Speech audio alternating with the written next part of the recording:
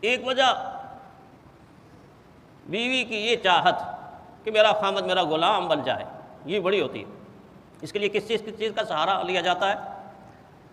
جاہل، عامل، کاہن اور فٹ پاتھ پر بیٹھنے والے پیشہ ور دین کے سوداگر، وہ عامل کے جو یہ کہتے ہیں کہ بس مجھے اتنے لاکھ دے دو، اتنے ہزار دے دو، سب کچھ آپ کے قدموں میں ڈھیر ہو جائے گا۔